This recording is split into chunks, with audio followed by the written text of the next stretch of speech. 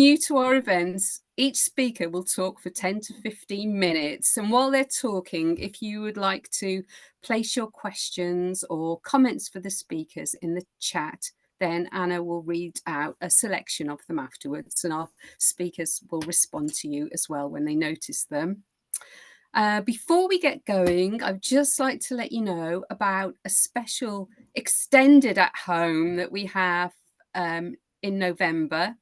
And this is a collaboration between the 19th century network, us, and the European Accorso Research Group, Tailoring for Women, 1750 to 1930. And this particular event will showcase a selection of university teaching collections, so dress history teaching collections in the United States.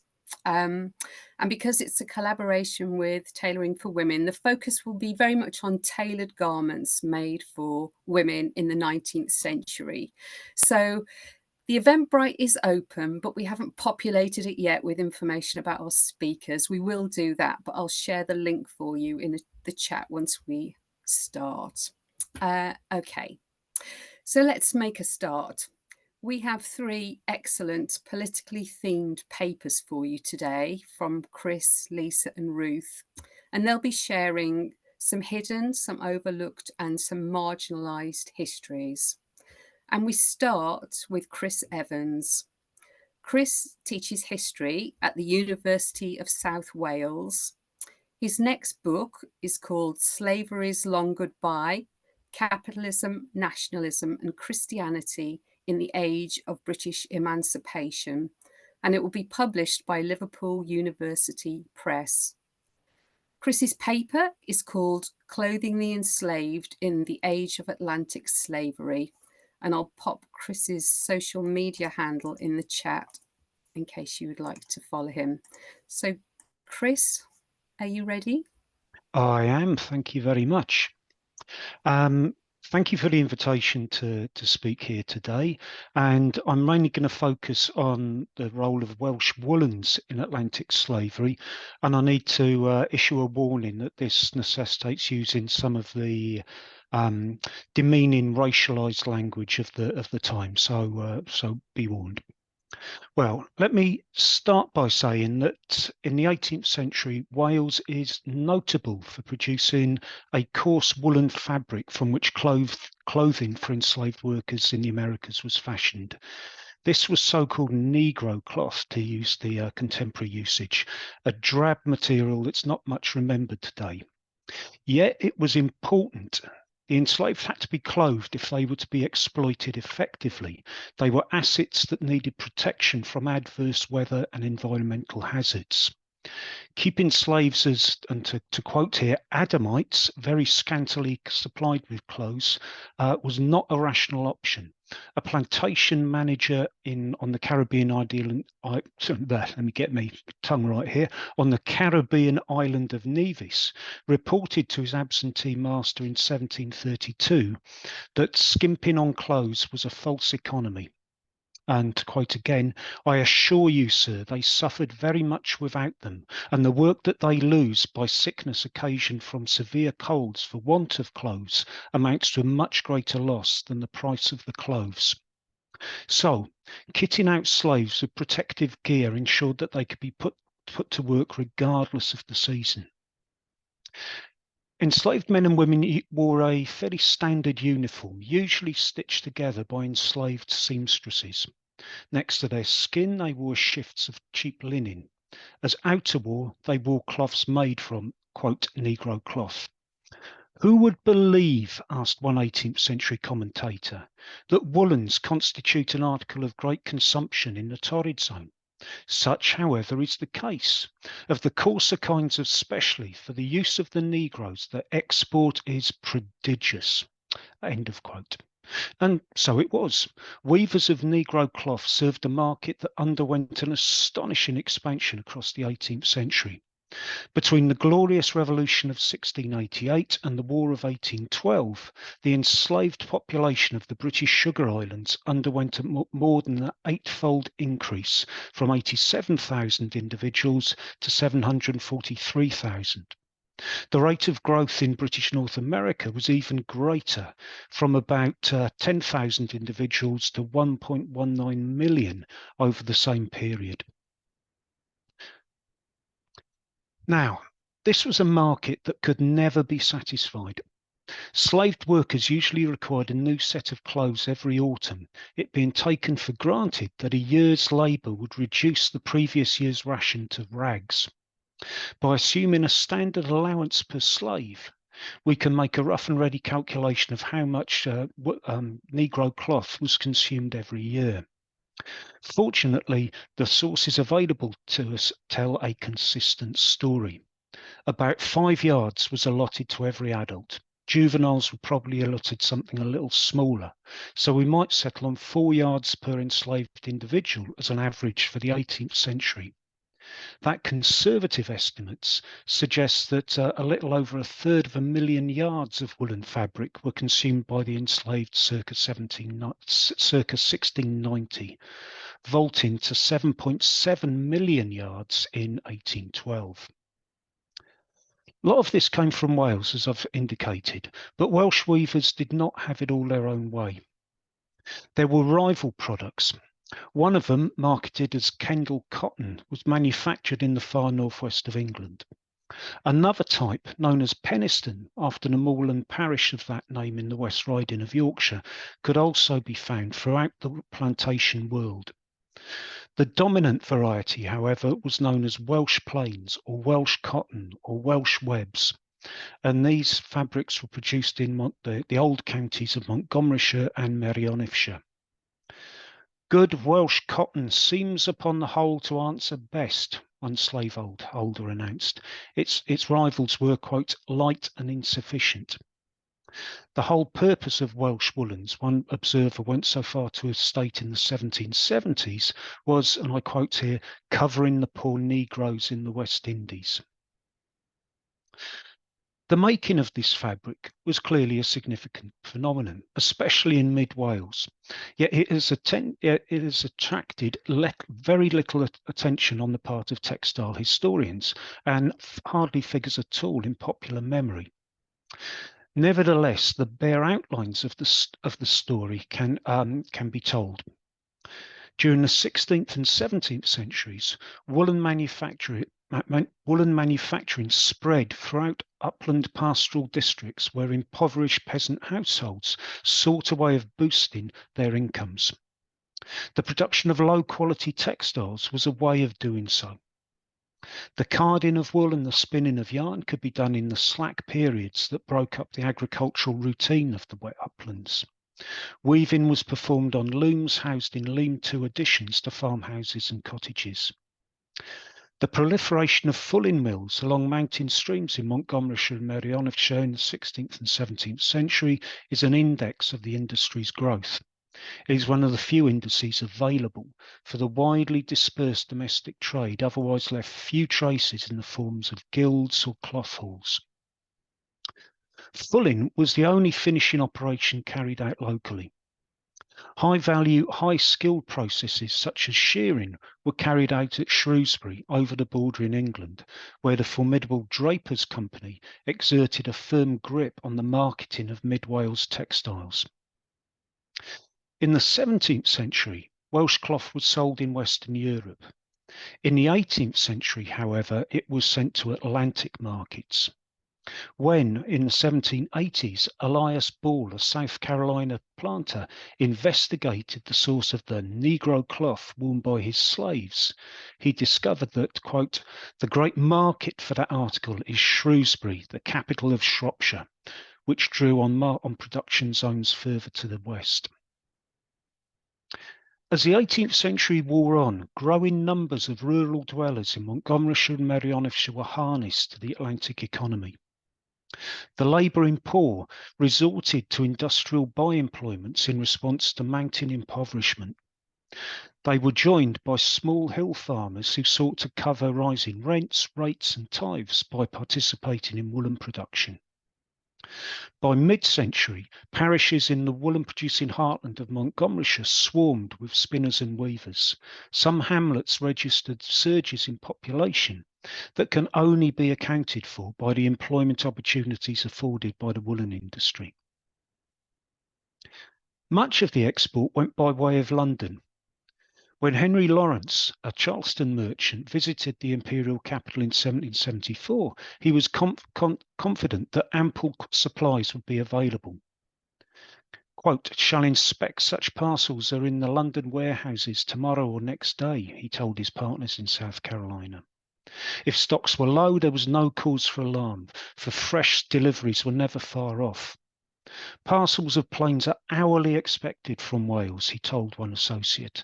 "A large supply by sea from Wales was imminent," he told another. Nevertheless, London probably played a less central role as the 18th century wore on, giving ground to first to Bristol, then to Liverpool. As the decades passed, factors from the slave ports usurped the position of dominance once enjoyed by the Drapers' Company of Shrewsbury. Once, weavers had trudged with their cloth to local market centres. Now, the agents of international cloth merchants came to them. "The Liverpool merchants," said one observer, "have now persons on the spot to purchase of the makers and to assist the poorer manufacturers with money to carry on their trade." Cash advances to poor manufacturers were no doubt very welcome, but they were also a sure sign that weavers were becoming increasingly indebted and vulnerable. Indeed, the fate of many of those who worked in the mid-Wales industry was not enviable. Although Welsh plains were used to clothe some of the most savagely exploited human beings of the age, those who carded, spun and wove wool in the mountain parishes of Merioneth and Montgomeryshire were themselves subject to cumulative social and economic degradation. The rural population had turned to woolen production in a desperate attempt to meet the increased rental demands of an avaricious landlord class, as we've seen. But much depended on the competitive strength of their product in those far distant markets. And as the 18th century advanced and drew to a close, that strength became increasingly uncertain. Although the market for so-called Negro cloth was expanding, the political context was increasingly unstable. The disruption brought about by the American Revolution was quickly overcome, but renewed warfare in the 1790s and 1800s brought far tougher times. So-called Negro cloth from Wales continued to circulate in Atlantic markets after the close of the Napoleonic Wars, but with increasing difficulties. By the 1830s, the domestic woolen industry of mid-Wales was no longer spoken of as either being thriving or export-driven. The reasons for this have to be surmised. It may be that Welsh weavers were outflanked by rivals from industrialising New England, whose innovations in the making and marketing of cloth proved too competitive. Things became acute after the War of 1812, which choked off British exports to the United States and acted as a great stimulus to American industry. Textile manufacturers in New England were now well placed to take over the domestic markets that had once been ceded to Welsh products. Things were no better in other historic markets for Welsh plains. The demand for Welsh-made Negro cloth must surely have contracted in the West Indies as well. Emancipation in the British Caribbean in the 1830s introduced a degree of consumer choice where none had ever been known under the old plantation economy.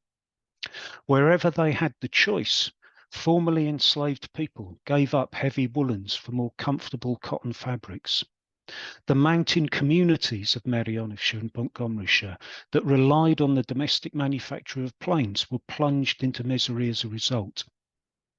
By the time of Queen Victoria's accession, the woolen producing districts that girdled mid-Wales recorded some of the highest levels of pauperism in Britain. Deindustrialisation and depopulation became intertwined processes. The population of Montgomeryshire, which had surged upwards in the early 18th century, peaked at the census of 1841. Thereafter, it fell decade after decade, and indeed Montgomeryshire still has fewer people today than it did in the 1840s. As looms were abandoned and people left, the memory of Welsh Negro cloth were left with them. It's time it was restored, and that's something I'm interested in doing, because the way in which the memory of Negro cloth was suppressed in the later 19th and 20th century is a whole interesting story in itself, but not one I've got time to cover now. Thank you very much. Thank you, Chris. That was just fascinating. Thank you so much.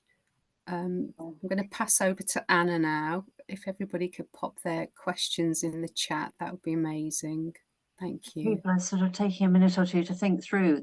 That was quite an information-packed, fascinating talk, Chris. Thank you so much.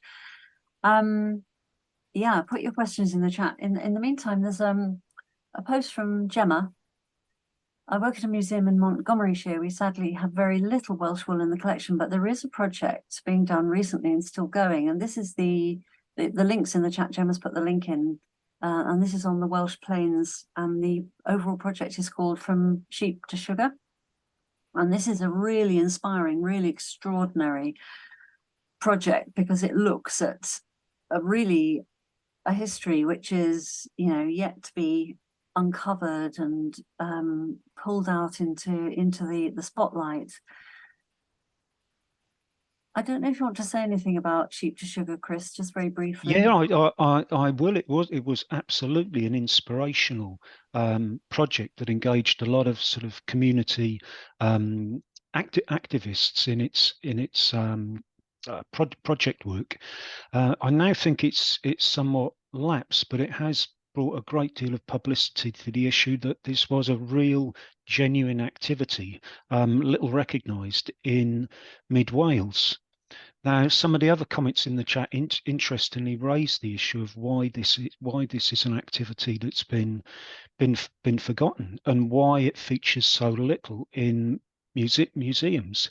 Now, it's absolutely true that it's very, very difficult to represent in museums, because, as I indicated, the fabrics that were made in Wales were designed exclusively for export, so no surviving artifacts survive in the locality, and of course they were things that were of a limited lifespan.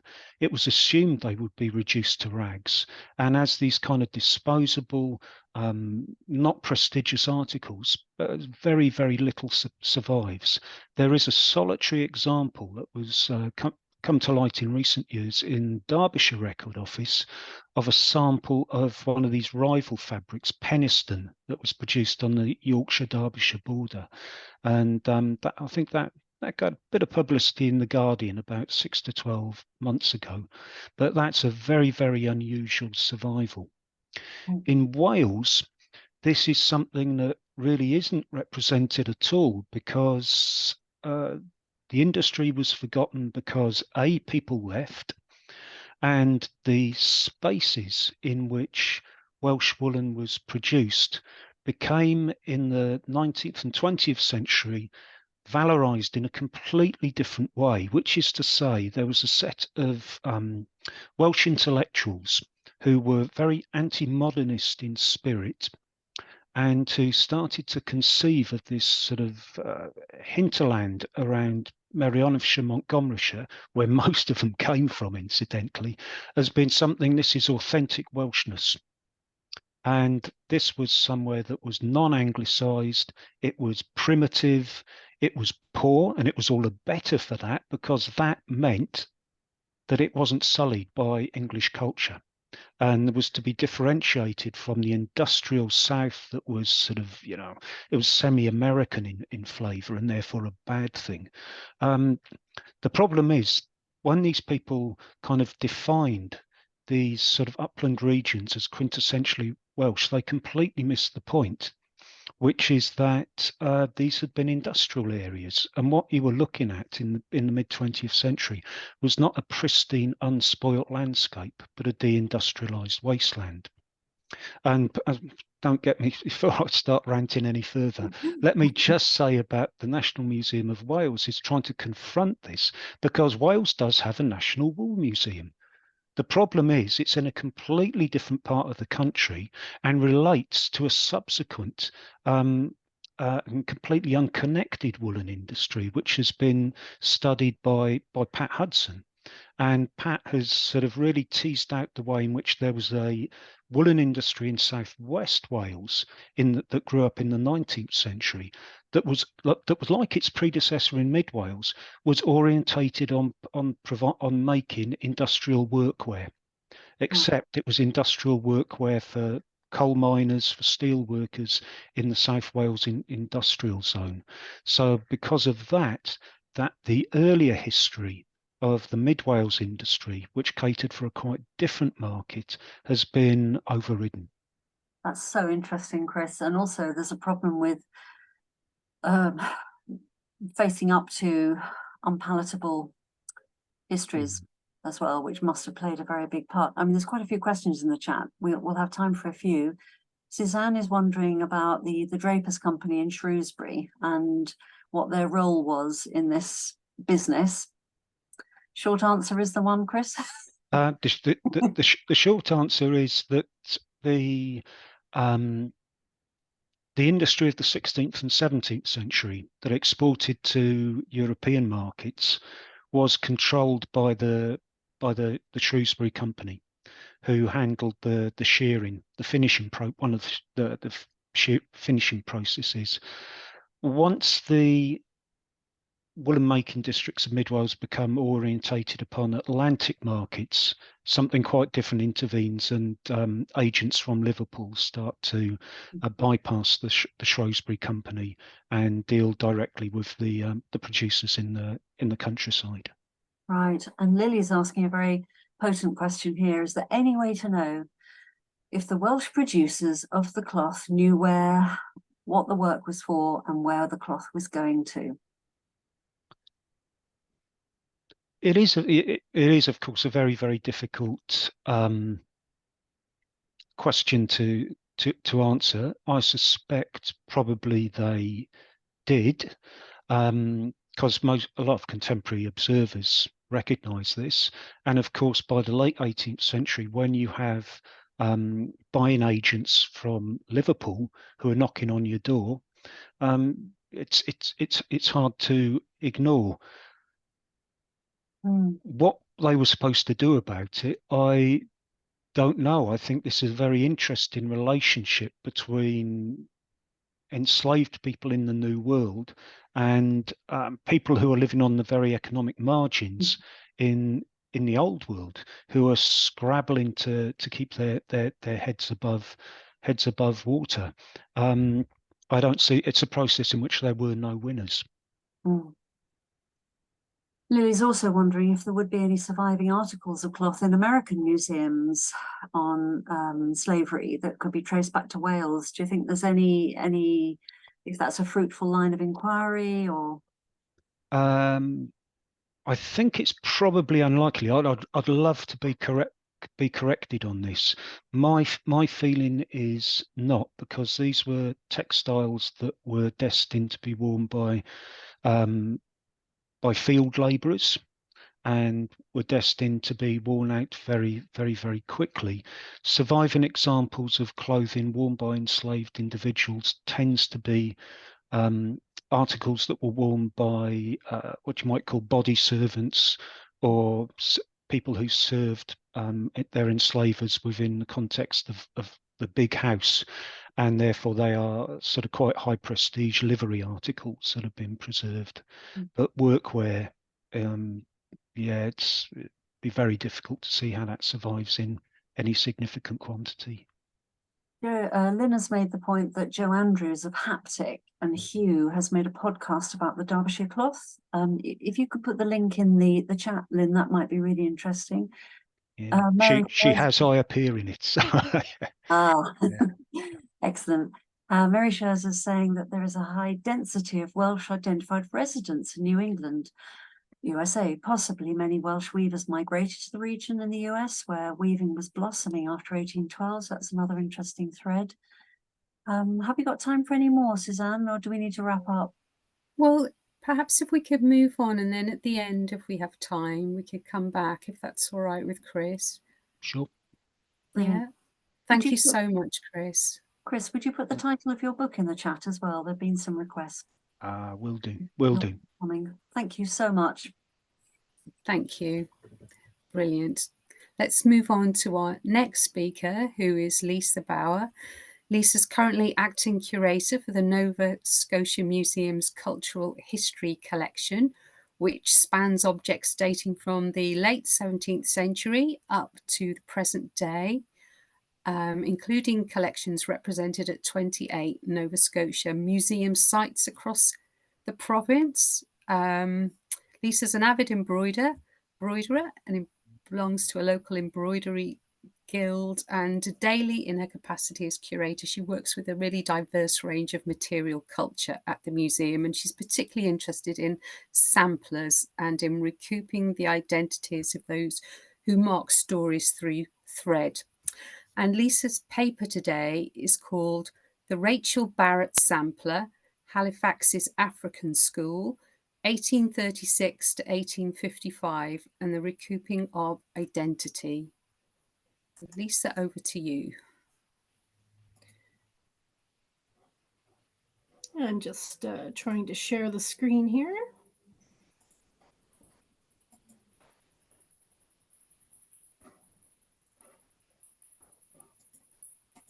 Having a little bit of trouble. Okay.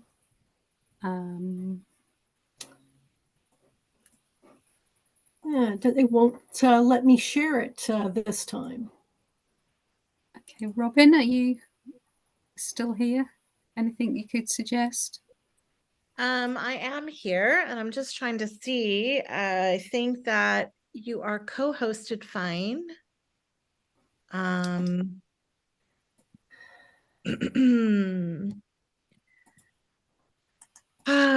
Yeah, I'm not totally sure what to tell you. Do you not see anywhere where it's a green button that says share screen? Yeah, I clicked on that, and then another window comes up.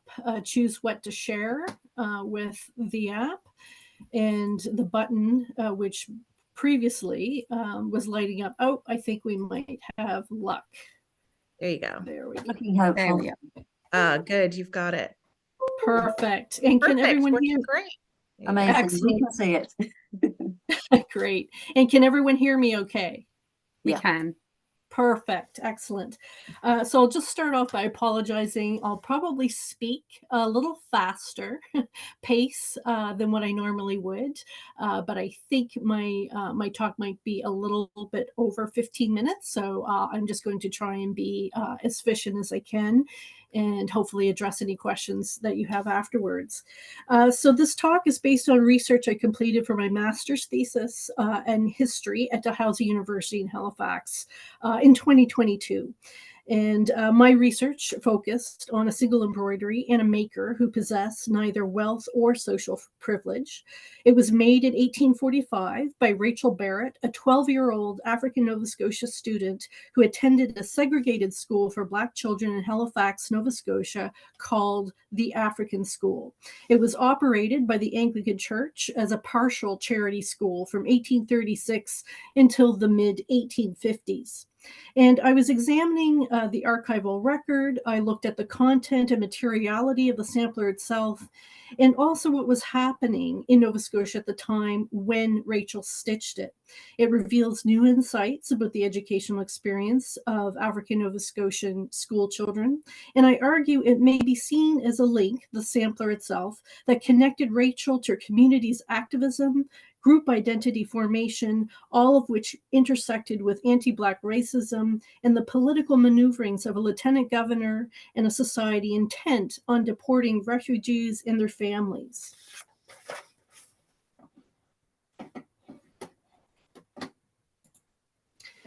So as you mentioned in the introduction, the sampler is part of the Cultural History Collection of the Nova Scotia Museum, the historic textile collection. We have some amazing examples, a few that you see on the screen. Canada's earliest example of a Acadian costume in the bottom right.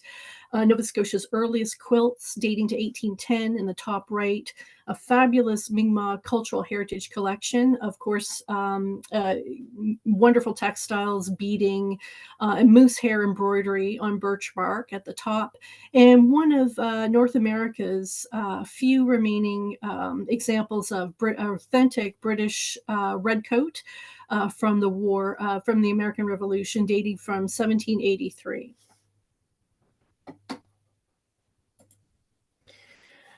So every sampler has a story to tell, and of course Rachel's is no exception. Composed of images, motifs, text, samplers can offer insights in social, cultural, and political history, on education, gender, class, and textile and craft practices.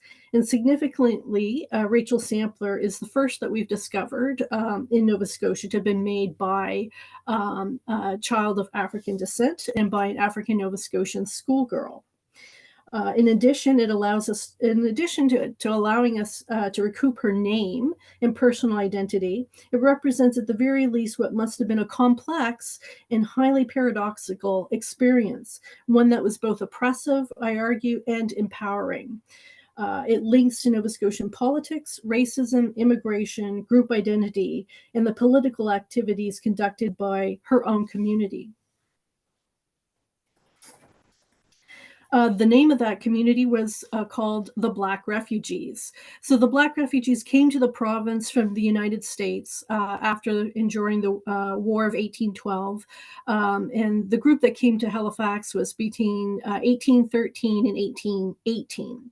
And like the Black Loyalists of the American Revolution, the War of 1812 provided an opportunity for enslaved African Americans to escape and find freedom.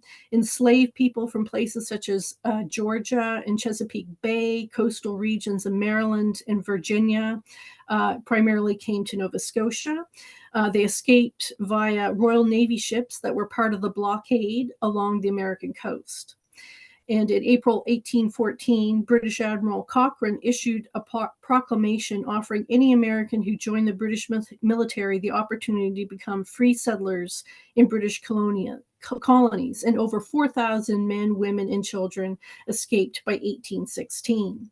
Those who settled in Halifax found some work as domestic servants, laborers, seafarers, and market gardeners.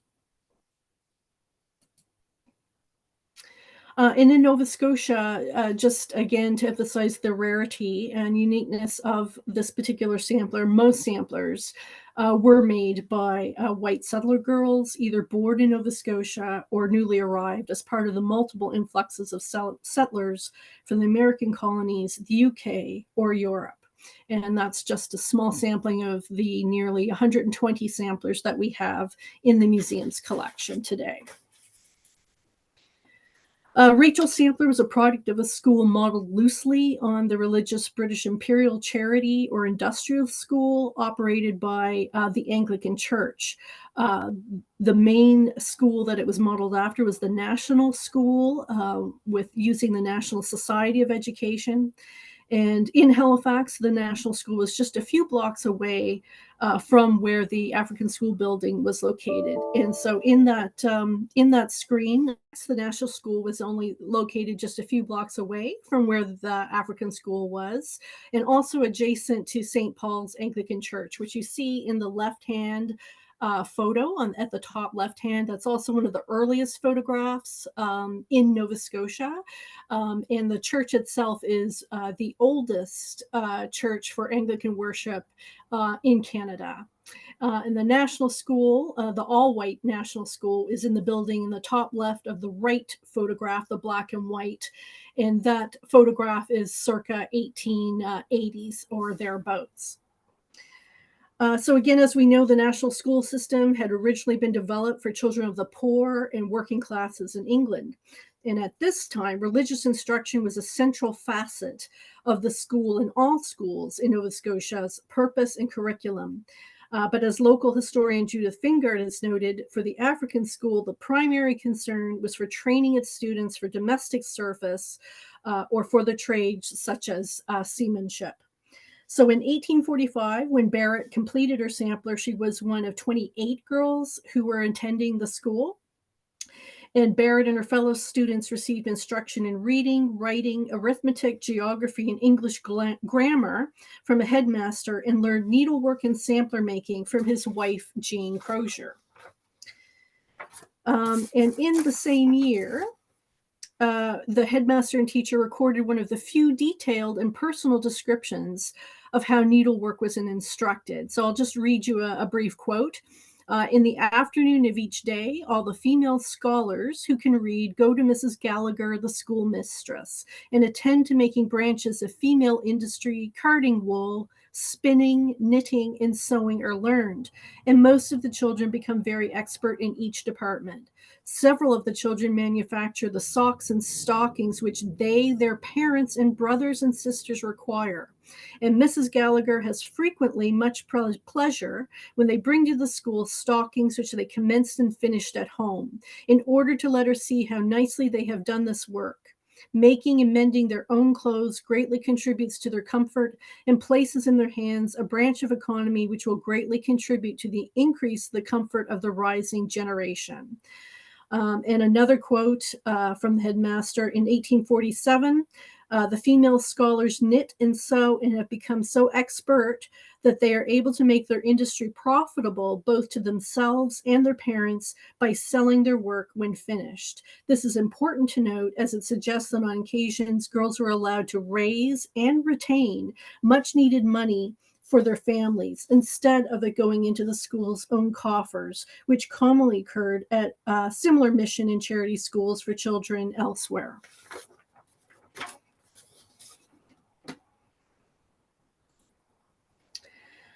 So just to back up a bit, the African school in the 1830s, 1840s was in fact a later iteration of the earlier segregated schools run by an organization called the late Dr. Thomas Bray Association, also affiliated closely with the Society Propagation of Gospel in Foreign Parts.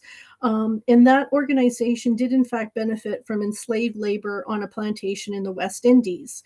And in fact, the founder was from Yorkshire, Anglican minister, and he was interested in establishing a missionary system in the American colonies in order to convert enslaved children to Christianity through rudimentary literacy instruction. And after the American Revolution, the Brays, in fact, did fund and establish several schools in Nova Scotia where the Black Loyalists had settled, including a school in Halifax. So prior to the new school, when it was built in 1836, it had actually just operated sporadically out of a old children's orphanage in Halifax.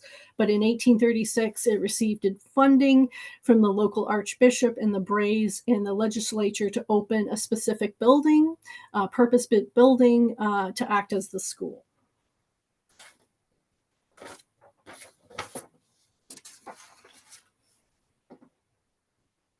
So references, let's see, next slide. So in the 1830s and 1840s, we see references to needlework and the students' talent with needle and thread beginning to appear in the local press, and in relation to a new activity adopted by the national school system that the African school was using, which was public visitation or examination days. And since the school's continued existence depended upon charity, a successful review of its progress was important.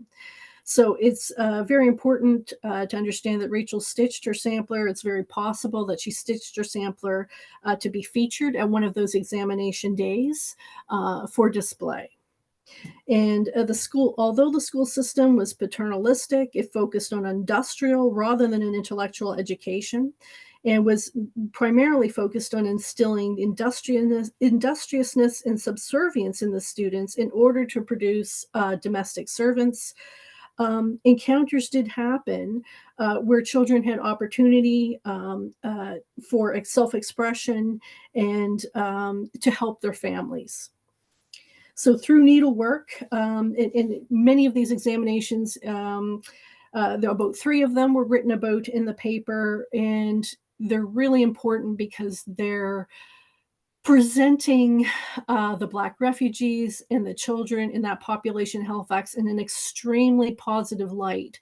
Traditionally, the press has been just brutal. So much racism at the time and negative press, comments about women in their dress. So these three important very lengthy, going on about praise of the students' work, the quality of the needlework, of the knitting, receiving high praise, and the school is being visited by some of Nova Scotia's highest echelons, the Lieutenant Governor, and people below him. So we're having a very interesting intersection here, and it's being documented in the press. So basically, those needlework women instructors, Black schoolgirls, and their needlework contributed to the positive messaging and promotion of the school and provided girls with practical skills that assisted their families. Students, in fact, gained visibility as learners and engaged with the highest levels of society. So Rachel's stitches show that she drew from her experience as a needle artist and her creativity to complicate the method of application. Let me see. There we go. So rather than simply stitching these elements consistently over 2 grounds in each direction, the building specifically, for some details, Rachel has gone to the extra effort of stitching over just 1 thread of linen in each direction. And in other areas, she has staggered her stitching direction, creating an effect of texture and dimension that appears to complement rather than detract from the depiction of the school. These variations reflect a choice, a decision she made that involved more time to stitch and required more effort and precision, but allowed for a greater level of detail.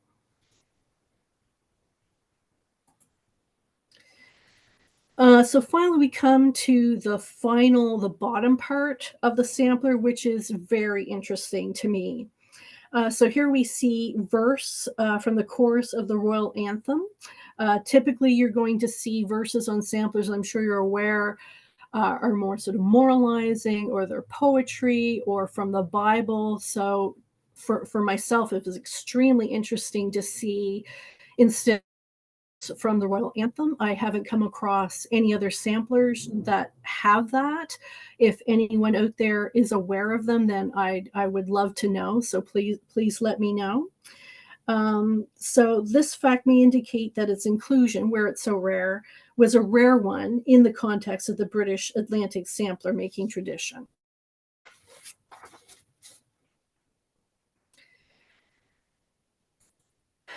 Oh, I'm going to go back.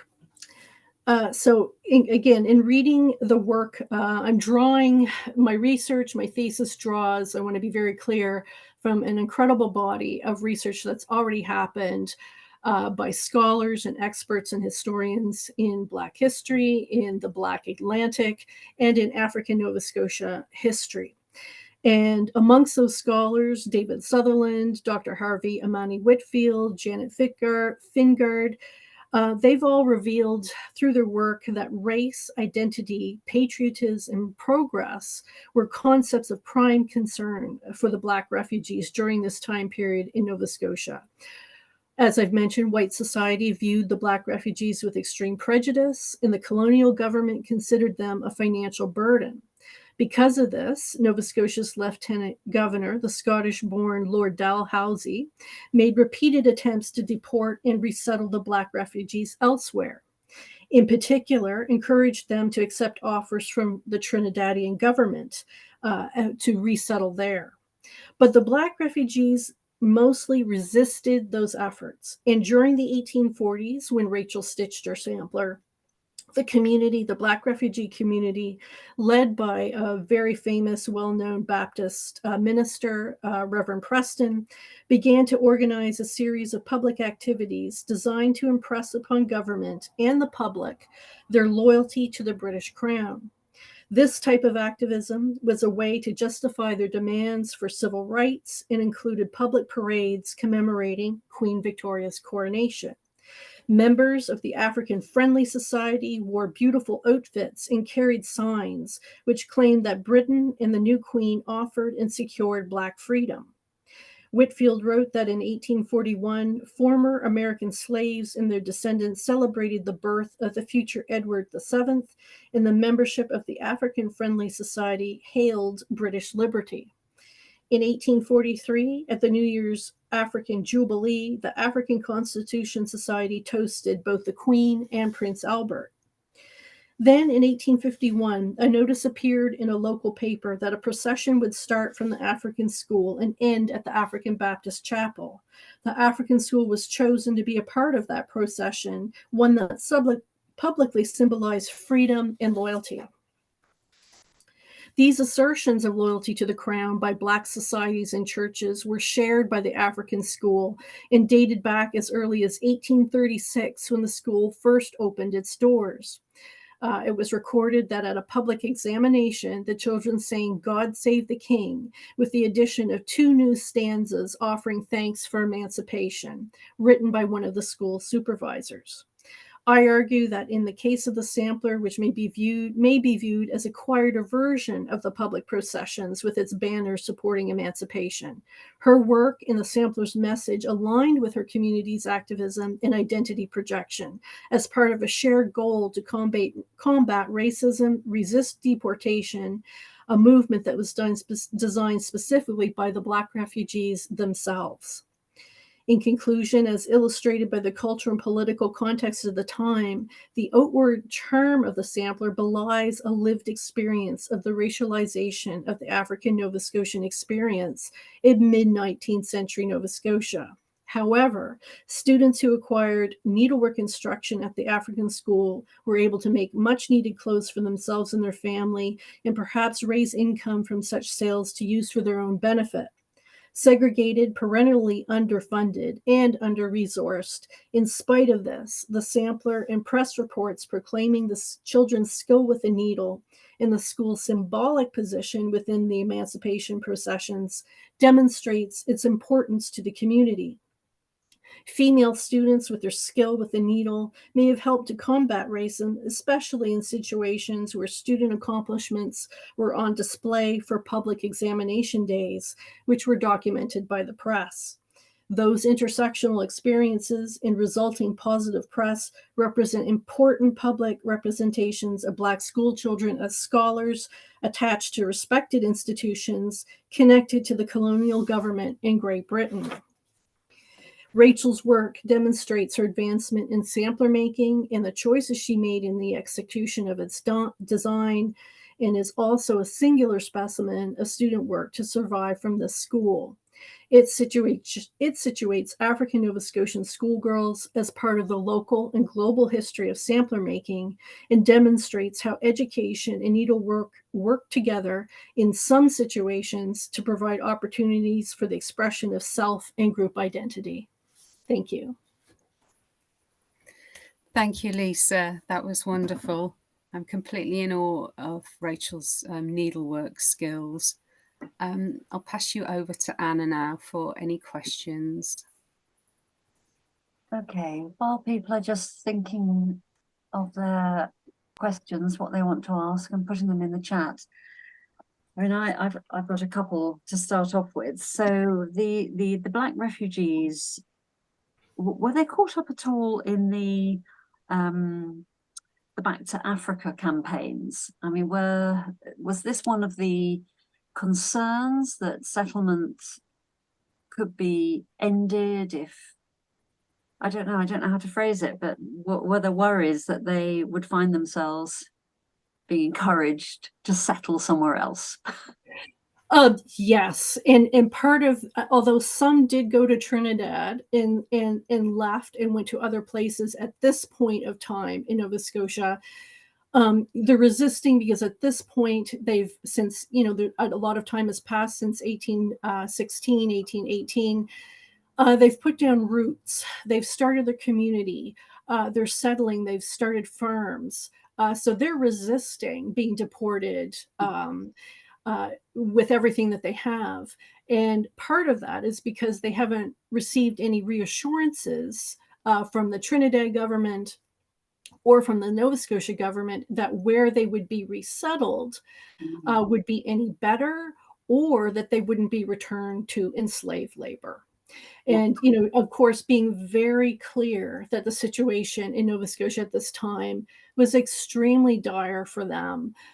They were getting the worst land to settle, rocky, barren, very difficult. Then you're getting hit with the year with no summer. Then you're getting hit with a potato blight. So it was one thing after another, and they still resisted. They were determined to stay. And that's how, and today, you know, we have so many who can document their ancestry back to Black refugees. Right. So this particular sampler is highly symbolic, isn't it? It's freighted with desire to be accepted. Exactly. To be seen to be industrious and patriotic. That's right. And I'm saying perhaps it's a rare opportunity for a girl of her age to participate and contribute in that way, and in you know, an English modeled imperial institution. So I just find that very interesting. Yeah. So some questions are coming in. Pat is asking, was the education the girls received at the African school free? Wondering what kind of pupils could afford to pay or spend time at the school rather than taking up paid employment. That's right. So you have, to be clear, it's a very small portion of the community of children that could attend. And again, the Archbishop is emphasizing that adults would go for evening classes, and that mainly was a result of the headmaster who started teaching adults literacy every chance he had. But the rule to attend, aside from being Black, was that you had to attend St. Paul's Anglican Church. So that's another smaller, you're narrowing the group. It's an Anglican community, even if a lot of them weren't really Anglican. Getting the children to attend Sunday school at the Anglican Church was a big feature of that. And it was, a good portion of it was free, but we have the accounts, we have the records that show that parents were contributing. They couldn't all contribute. I'm interpreting it, they contributed some money when they could. And there were some subscriptions from white settlers and other people within the community who helped support the school.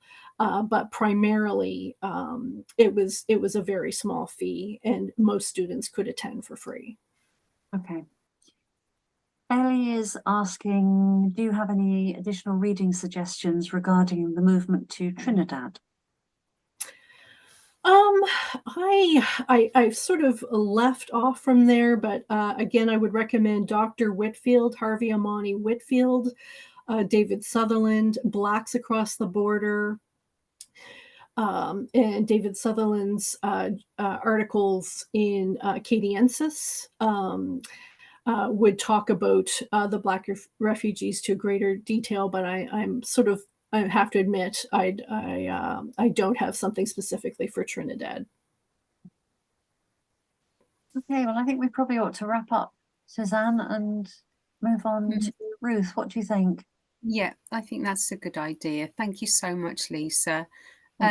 Ruth, yeah, do you mind if we move back onto you?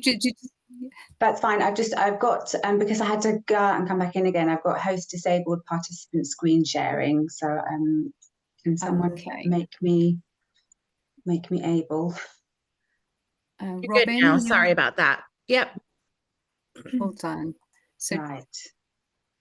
And Ruth, if you seem to be struggling again, you might turn your video off if it helps sometimes. Yeah. Okay, yeah. I'm going to try again.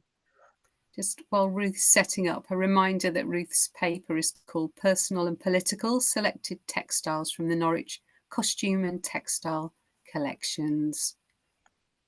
Can someone just confirm that you can see a screen with two black and white pictures? We can, Ruth. Okay, thank you. Fingers crossed. So what I wanted to sort of start off really with is just talk a bit about the collection itself, and to make it clear that it is all great. Yep, that's works. Right. So yes, the collection's moved a couple of times in its history. So just to make it clear that it was at Strangers' Hall Museum, which is a museum of domestic life. And that was a collection that was really set up by a man called Leonard Bolingbroke, who decided in this house, which had been in continual use since the 1400s, to set up a collection which reflected anything that could have been used, worn, decorated in this house from its entire period of occupation, which meant, of course, that the collection became too large for the storage areas. And in 1995, it was decided to remove everything that was made of textiles, so all the costume, all of the domestic furnishings, over to the Carrow House Costume and Textile Study Centre, which was the home of one of the first, I think, study centres really focusing on providing access to the stored collections as opposed to too much exhibition work. And I'm just using these pictures because they're suitably 19th century. The collection moved again in 2012, and so this is where it is at the moment. This is the Shire Hall, which is a former courthouse building, and we have a large storage space for the 33,000 or so objects in the collection. So it is very much a social history rather than a fashion collection, and tries to collect across all levels of society. We have clothing for men, women and children, everyday dress, occupational, sporting, civic and ceremonial, and even ecclesiastical clothing, and then a collection of textiles, which are domestic and furnishing textiles, but also incorporating our local trade of Norwich worsted and then shawl weaving, plus textile techniques and textile tools, and the teaching of textiles as well. And we have a paper archive. Unfortunately, the collection is not open for access at the moment because of another round of building work, but hopefully we'll be back up and running properly by next year. So given the sort of diversity of the range of material that we have, and the need to actually be able to provide access to the collections in a less formal way, if you like, we set up events called museum takeovers, talking textile events in the Castle Museum. And in 2018, obviously with it being the centenary of the Representation of the People Act, we were asked to put together a political display. So I've just chosen, obviously we're very motivated by the idea of suffragette objects, so we have very few. This is just a WSPU medal, which is given to Caprina Fahey, who wasn't actually local but retired here. And then this amazing little pincushion, which I assume to have been made by a suffragette, because it's, why else would you commemorate being in Holloway in 1912? So what trying to do with that actual grouping of material was to bring the story of politics and dress and textiles right the way up to the present day. So we had t-shirts against the poll tax, against disability discrimination, and then coming up to pride clothing worn at prides to increase LGBTQ+ representation.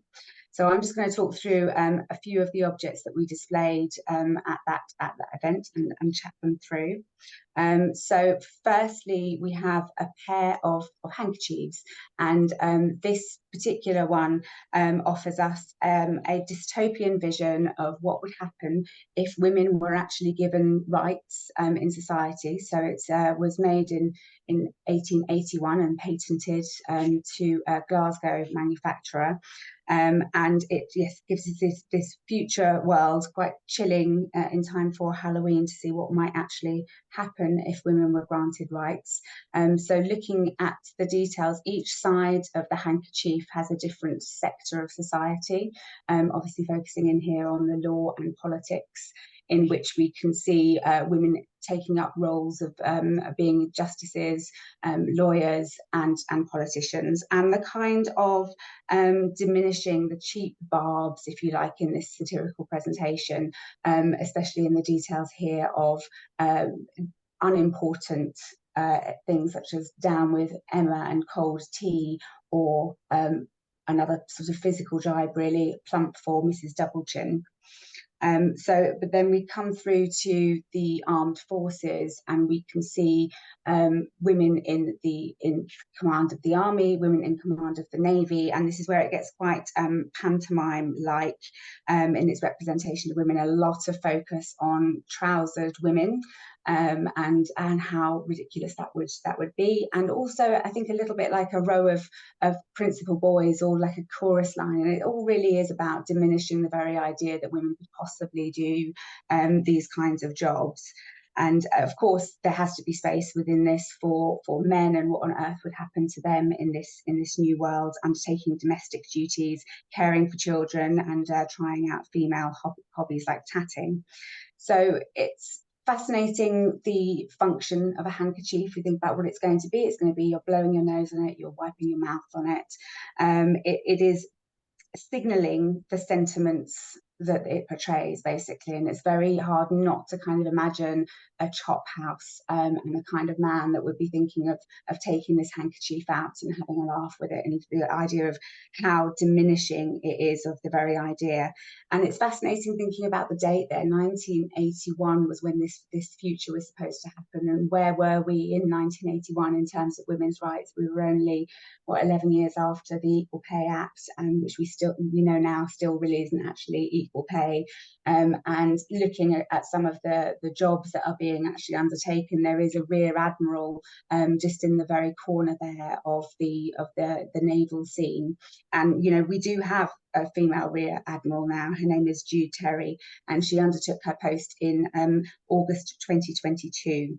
So to sort of reflecting on how powerful this kind of propaganda can actually be. So my next hanky is not a hanky after all, at all. In fact, it is a newspaper which has been printed onto cotton by the radical journalist Henry Berthold, and he was leader of the National Union of Working Classes, which was aiming at universal male suffrage. And there were only ever 10 issues of this political handkerchief published between the 3rd of September and the 5th of November 1831, and the one that we have is Saturday, October the 1st. So we can see I've got a little detail there of one of the articles on the very first page, which is about the tax on knowledge, which is why Henry Berthold is using a textile instead of the heavily taxed paper. So it's the tax on paper essentially put the printed word out of financial reach of the working man. And Berthold stated in his very first edition, we intend to advocate the interest of the working people and consequently do not intend to pay any tax for our knowledge to the tyranny that oppresses us. He also is claiming that this is aligning his endeavour with the Lancashire cotton mill workers, and they are made very economically. You can see the tattered top and bottom, it's not been hemmed or anything like that, and the edges at left to right are just the selvages. And he also has quite a forward-looking, I'll just get onto the back of it here, a bit of a forward-looking statement about what he is doing here. Paper is torn and wasted, but a piece of printed cotton may be read and then used for 1,000 different purposes. It is possible, if the ink will wash out, that after 6 months reading, we may be able to buy back and use over the cotton again. We shall perform wonders with cotton. Truly, knowledge is spiritual and will pervade everything. Knowledge is power. And just the detail on there, a familiar story about the cost to the public purse of redecorating Windsor Castle and Buckingham Palace, which is in the news not all that long ago. Now, sadly, Berthold's story essentially ends in 1833 when he is convicted of the theft of a boa worth 26 shillings, sentenced to be transported to Australia for 7 years. And he left in 1834 in January, arrived in June, and by May 1838 he had died. So these two objects are really using textiles as a medium for political comment, and I sort of characterise them both as being quite in a masculine sphere. The labour evident is in the writing or the illustration in the case of the pictorial one, and they're able to be printed and mass produced. But the next objects that I've got are actually more, I think, a feminine sphere, and use textiles in a different way, where the formation of the letters in the message are actually embedded in the process of making. So I'm going to apologise for slides here. As I mentioned, the collections aren't accessible, and one of the things that is not accessible is this rather magnificent tablecloth. So I only have an old photograph of it. So this is a tablecloth made from the robes of a mayor of Norwich. His name was Alderman John Brown, and it is a political comment on the passing of the Municipal Corporations Act of 1835. We don't know the maker's name. The objects actually came into the museum collections via the executors of the estate of Ethel Mary Coleman, who is the woman pictured there, this photograph. She was the first female Lord Mayor in the country. There had been female mayors before, but not a Lord Mayor. And it was obviously given to her because of her connection to the post of Lord Mayor, and then came into the collections after she died.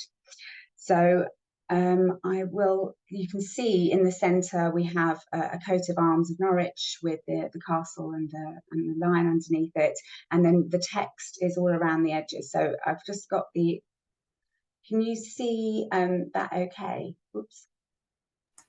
We can. Yeah, okay. So this is actually quite an interesting photograph. I don't know how they did this, but somebody has managed to photograph it in such a way that it ups the contrast significantly. So you can clearly see that the text runs around the outside. So this is a domestic object, although with kind of political communication and intent, it was meant to be read from all sides. And the text that's on there is actually the black velvet from the robes, from the mayoral robes, which has been cut out and then appliqued onto the woolen cloth as well. So that's how it's actually been made. And then those oak leaves and the ivy leaves, they're also in the black velvet of the gown. So it's this kind of appropriation of the textile and then turning it into this political message. And this is a very kind of conservative object, if you like, in terms of it's actually saying that they shouldn't have swept away all of the reforms that happened in 1832 and later in 1835 with the Municipal Corporations Act.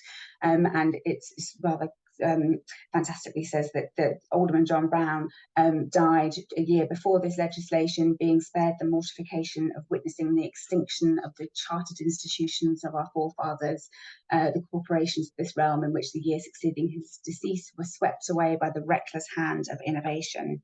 So this is, you kind of, again, imagining the scene of when this was actually taken out and who was in the room when it was taken out, what was the conversation about this, and was this a member of his family? It must have been somebody who had access to his clothing to be able to do that. So it's very traditional and conservative in its intent.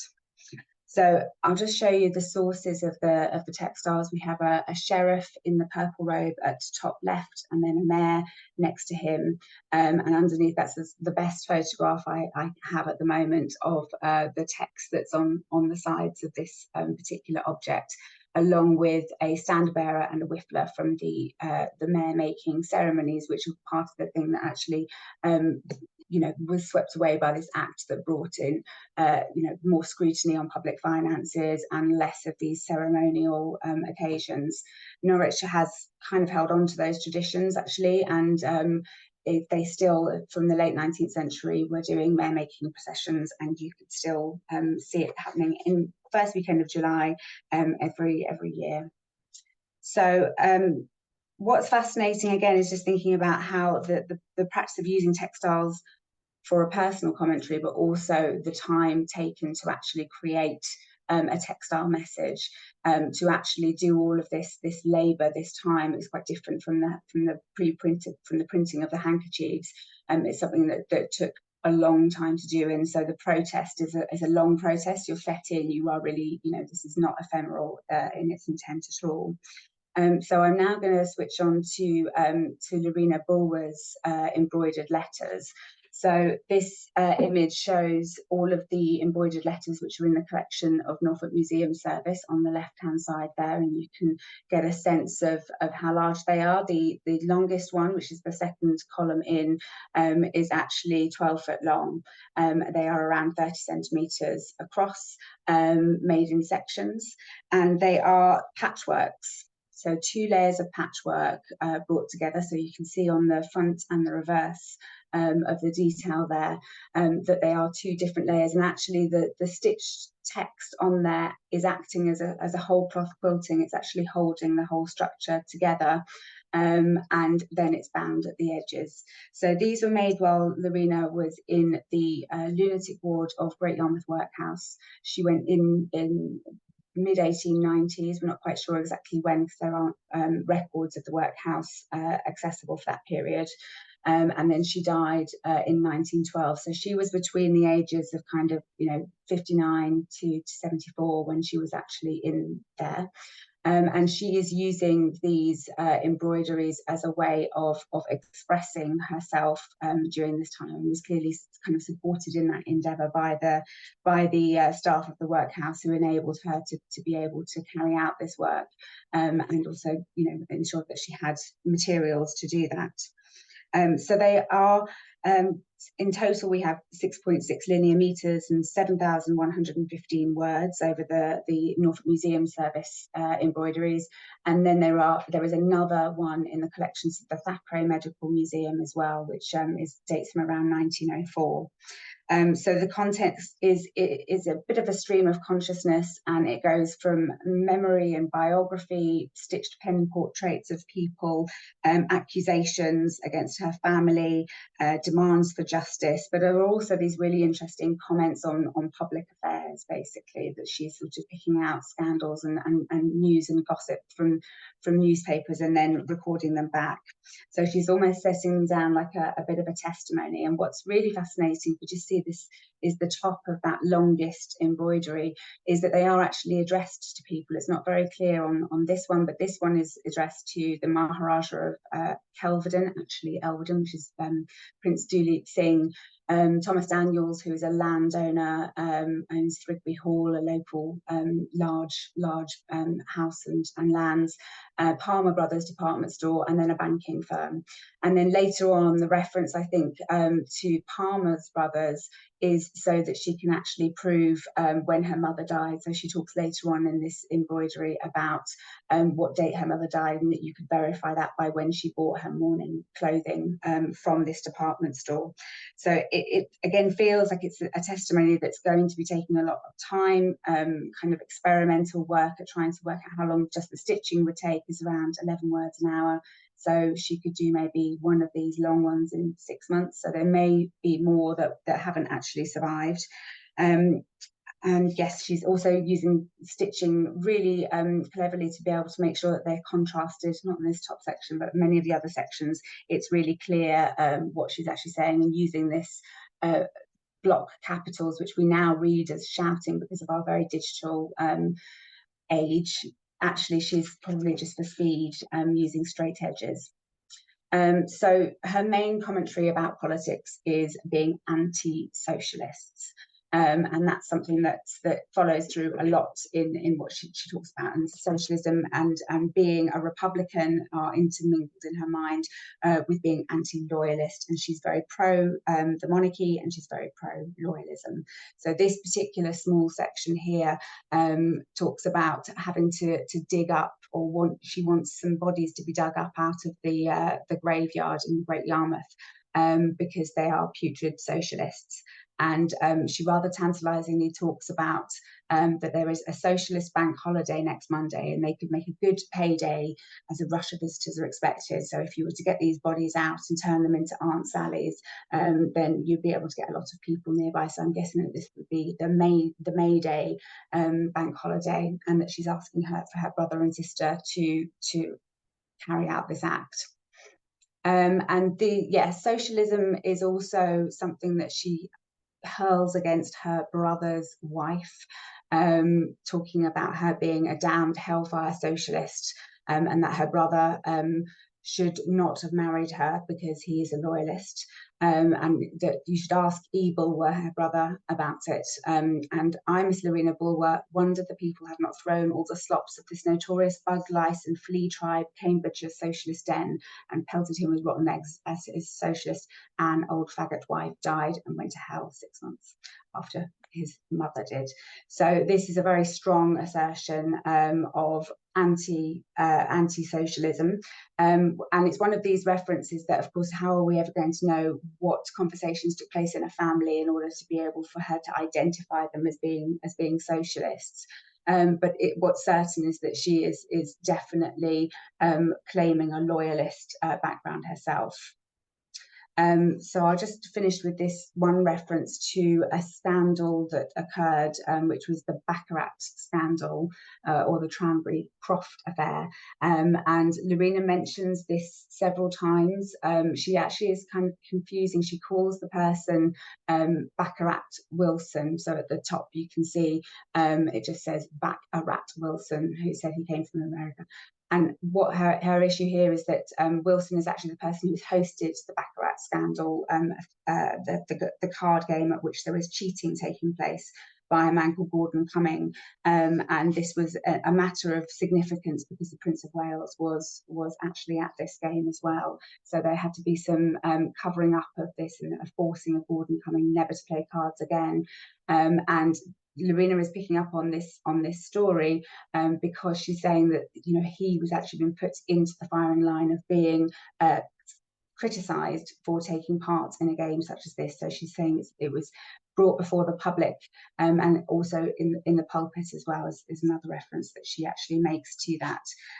So it's a really interesting look at how somebody is actually reading these newspapers and then continuing to use this as an example quite a few years after it actually happened in the 1860s to claim that you should not question royalty at all. She's very, very pro-monarchy. But I'm not sure how she would feel about this particular cartoon, which depicts Queen Victoria talking about how, you know, she's essentially telling off her son there, and using a long scroll there of block printed letters to talk about his terrible record, being too fond of Baccarat, and instead of Ich dien on his chest, actually says Ich deal, because at the fateful moment he was actually the dealer of this game of cards. So I'm starting to do postgraduate research into Lorena Bowyer, and I was continuing to try and take these slices, these thematic insights into her work, looking at the other themes that she comes up with: scandal, bodies, families, to use this as really as an absolutely extraordinary insight into just somebody's mind, thought processes in an unfiltered way. But there is such significance in the fact that she's actually using a textile to carry out this work. So that's going to be obviously a key part of the investigation, is the textile culture practice making around political and personal opinion.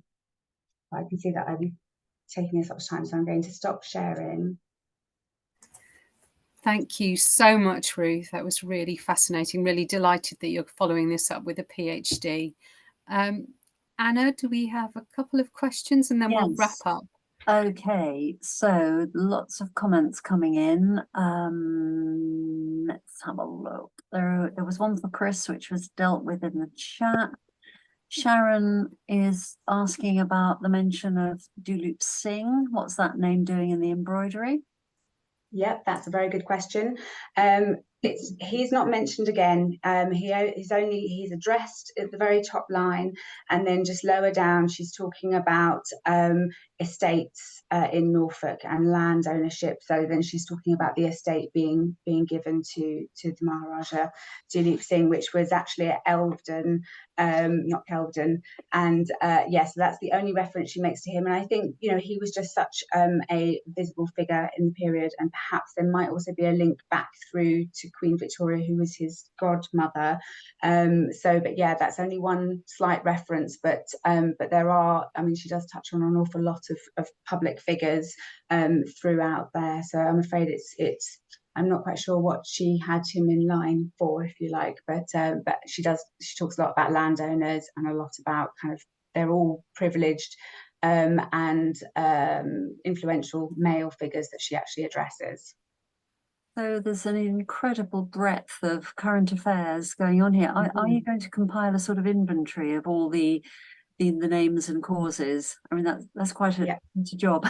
Yeah, I know, as my director of studies has said, but it's by practice of curation. So in generating interpretation materials for an exhibition, my ambition is to annotate, basically, is to footnote everything that she says, and you know, that's the intention, is to be able to have that legacy of, because what's fascinating is that on one level, you know, you would look at it and the way it must have been perceived over time, people reading it and just saying, well, this is just, you know, rantings. But actually, if you follow it, everything she says in there is true. She's referring to all historical events, and everything kind of checks out and balances, and gives us this, you know, really, I mean, unbelievable focus on building the rich texture of the period through somebody who seems to be still speaking, if you know what I mean. There's such an immediacy to the words.